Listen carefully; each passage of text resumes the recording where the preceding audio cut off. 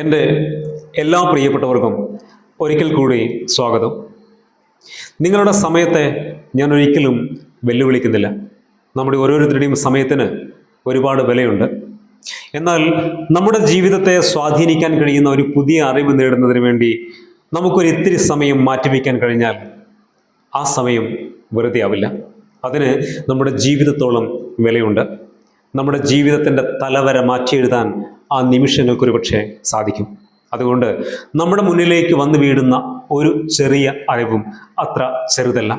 അത് നമ്മുടെ ജീവിതത്തോളം വലുപ്പമുള്ള ഒരു അറിവ് തന്നെയാണ്. ആ ഓർമ്മപ്പെടുത്തലോടെ കുറച്ച് കാര്യങ്ങൾ നിങ്ങളോട് പറയാൻ ഞാൻ ആഗ്രഹിക്കുകയാണ്. എൻ്റെ ജീവിതത്തിൽ നിന്ന് സ്വയം ഞാൻ തിരിച്ചറിഞ്ഞ് മനസ്സിലാക്കിയ കുറച്ച് കാര്യങ്ങൾ. നമ്മുടെ ജീവിതത്തിലെ ഏറ്റവും മനോഹരമായ അല്ലെങ്കിൽ നമ്മുടെ ഒരുപാട് സന്തോഷത്തോടെ നമ്മൾ അനുഭവിച്ച ഒരു നിമിഷം അതേതായിരിക്കും? നമ്മുടെയൊക്കെ ജീവിതത്തിലൂടെ അങ്ങനെയുള്ള നിമിഷങ്ങൾ കടന്നു പോയിട്ടുണ്ട്. അതായത് മനസ്സുകൊണ്ട് നമ്മൾ ഒരുപാട് ആഗ്രഹിച്ച, നമ്മൾ ഒരുപാട് സ്വപ്നം കണ്ട, മനസ്സിലിട്ട് താലോലിച്ച ഒരു കാര്യം ജീവിതത്തിൽ നമുക്ക് നടപ്പിലാക്കാൻ കഴിയുമ്പോൾ ആ നിമിഷം അത് നമ്മുടെ ജീവിതത്തിൻ്റെ ഏറ്റവും സുന്ദരമായ നിമിഷമാണ്.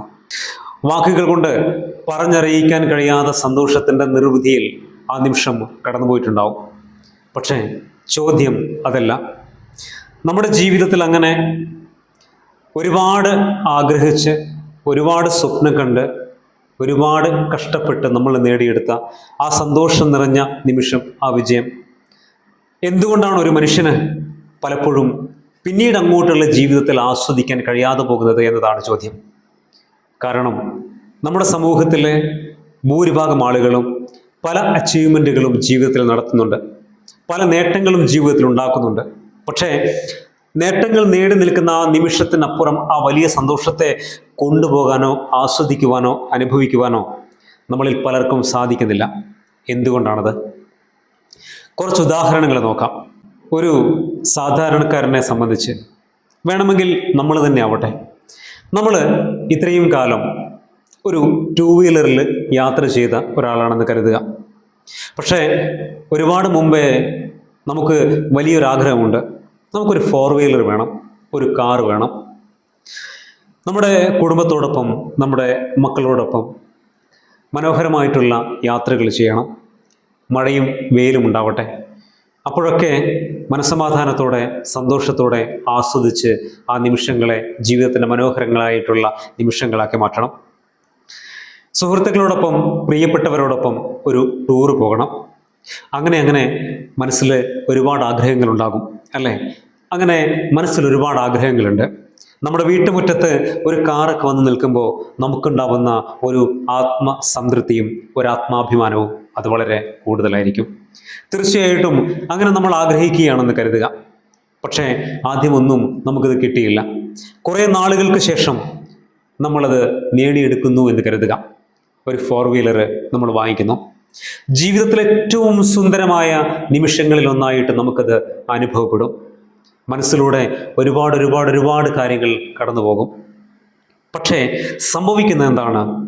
അങ്ങനെയൊരു നേട്ടം ജീവിതത്തിൽ അനുഭവിച്ചതിന് ശേഷം, ആ സന്തോഷം ജീവിതത്തിൽ അനുഭവിച്ചതിന് ശേഷം പിന്നീട് അങ്ങോട്ടുള്ള യാത്രയിൽ നമ്മൾ നേടിയ ഈ നേട്ടത്തെ നമുക്ക് മികച്ച രീതിയിൽ അനുഭവിക്കുവാനോ ആസ്വദിക്കുവാനോ കഴിയാറുണ്ടോ? ജീവിതത്തിൽ ഒരു കണക്ക് എടുത്ത് പരിശോധിച്ച് നോക്കിക്കഴിഞ്ഞാൽ പല ആളുകൾക്കും അത് സാധിക്കുന്നില്ല. നമ്മൾ നേടിയ നേട്ടത്തെ പിന്നീട് അങ്ങോട്ട് നമുക്ക് ആസ്വദിക്കാനാവുന്നില്ല. എന്തുകൊണ്ടാണ്? അതിൻ്റെ ഏറ്റവും ചുരുങ്ങിയ ഉത്തരം ദീർഘവീക്ഷണത്തോടെ നമ്മുടെ ആഗ്രഹത്തെ നമുക്ക് കൈകാര്യം ചെയ്യാൻ സാധിച്ചില്ല എന്നുള്ളത് മാത്രമാണ്. നമ്മൾ ആഗ്രഹിക്കുന്നു, ആ ആഗ്രഹിച്ച കാര്യം നമ്മൾ നേടിയെടുക്കുവാനുള്ള ഓട്ട മത്സരത്തിൽ ഏർപ്പെടുന്നു. ഒടുവിൽ നമ്മളത് നേടിയെടുക്കുന്നു. പക്ഷേ നേടിയെടുത്തതിന് ശേഷം നമുക്കത് ആസ്വദിക്കണമെങ്കിൽ ആ ആസ്വദിക്കാൻ ആവശ്യമായിട്ടുള്ള സാഹചര്യങ്ങൾ കൂടി ജീവിതത്തിൽ കണ്ടെത്തണം എന്ന ഒരു പൊതു തത്വത്തെ നമ്മൾ മറന്നു പോകുന്നു എന്നുള്ളതാണ്. ഇവിടെ നമ്മളൊരു വാഹനം വാങ്ങിച്ചു, ഒരുപാട് ആഗ്രഹിച്ച് വാങ്ങിച്ചതാണ്, മനസ്സിൽ സ്വപ്നം കണ്ട് നമ്മൾ നടന്നതാണ് ഒരു 4 വീലർ. പക്ഷേ ഒന്ന് ആലോചിച്ച് നോക്കിയേ, ഈ വാഹനമെടുത്ത് നമുക്കൊന്ന് പുറത്തു പോകണമെങ്കിൽ എത്ര ചെലവാണല്ലേ? ഇതുവരെയുള്ള ജീവിത രീതിയിൽ നിന്നും ചിന്താഗതിയിൽ നിന്നും ഒരുപാട് മാറ്റമുണ്ടായിട്ടുണ്ടാവും നമ്മുടെ ജീവിതത്തിന്. ഒരു 2 വീലറിൽ കുറച്ച് എണ്ണയൊക്കെ അടിച്ചിട്ട് നമ്മൾ അടുത്തുള്ള സ്ഥലങ്ങളിലൊക്കെ പോയി വന്നിട്ടുണ്ടാവും. എന്നാൽ ഒരു കാറൊക്കെ വരുമ്പോൾ സ്വാഭാവികമായിട്ട് നമ്മുടെ ഇഷ്ടങ്ങളും നമ്മുടെ ആഗ്രഹങ്ങളും ഒക്കെ വളരും. ഒരു ദൂരയാത്രയൊക്കെ പ്ലാൻ ചെയ്യും. 250ഉം 300ഉം കിലോമീറ്റർ ദൂരെയൊക്കെ ഒന്ന് യാത്ര ചെയ്താലോ എന്ന് കരുതി നമ്മൾ പ്രിയപ്പെട്ടവരെയും കൂട്ടി യാത്ര ചെയ്യുന്നു. അവിടെ നമുക്കുണ്ടാകുന്ന ചെലവിനെക്കുറിച്ച് നമുക്ക് ഒന്ന് കാൽക്കുലേറ്റ് ചെയ്ത് നോക്കാം. ഇത്ര നാളും 100 രൂപയ്ക്കോ 200 രൂപയ്ക്കോ ഒക്കെ എണ്ണയടിച്ച് നമ്മൾ 250ഉം 300ഉം കിലോമീറ്റർ ദൂരെയുള്ള സ്ഥലത്തേക്ക് പോകുമ്പോൾ തിരിച്ചിങ്ങോട്ടെങ്കിലും വരേണ്ടതുണ്ട്. അവിടെ 5000 രൂപയും 6000 രൂപയൊക്കെ ആവും പെട്രോളൊക്കെ അടിച്ചിട്ട് നമ്മൾ ഈ യാത്രയിൽ പങ്കെടുക്കുമ്പോൾ.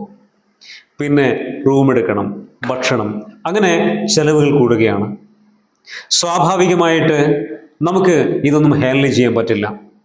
നമ്മളൊരു വാഹനം വാങ്ങിക്കുക എന്ന ആഗ്രഹം മാത്രമേ നമുക്കുണ്ടായിരുന്നുള്ളൂ. അത് നമ്മൾ വാങ്ങിച്ചു.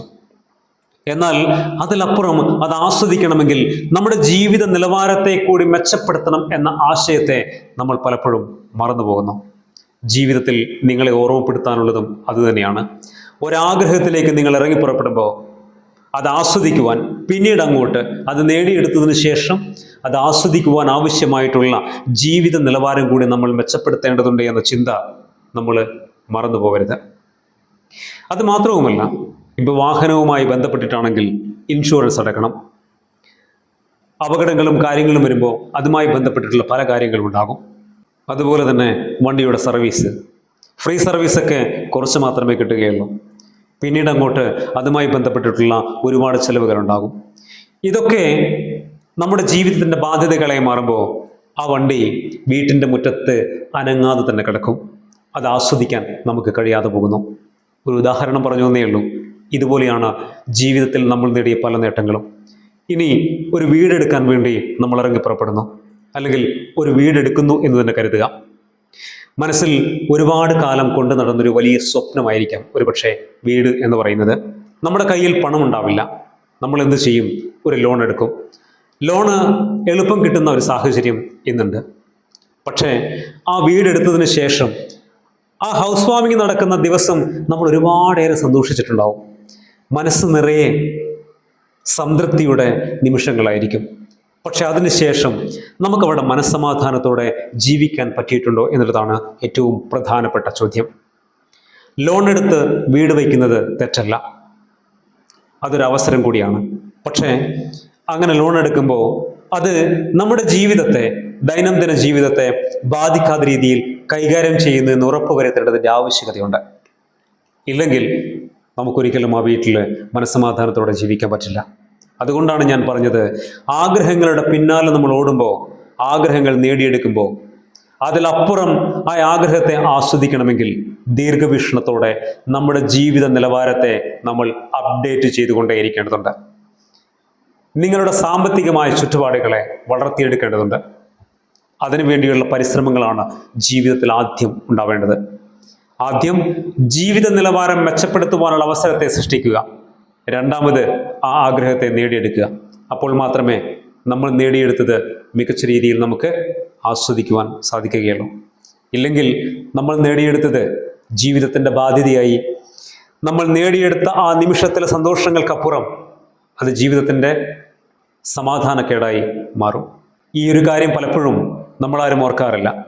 ഇനിയെങ്കിലും നമ്മുടെ ജീവിതത്തിൽ ഈ ഒരു ദീർഘവീക്ഷണം ജീവിതത്തിൽ കണ്ടെത്താൻ നമ്മൾ ഓരോരുത്തരും ശ്രമിക്കേണ്ടതുണ്ട്.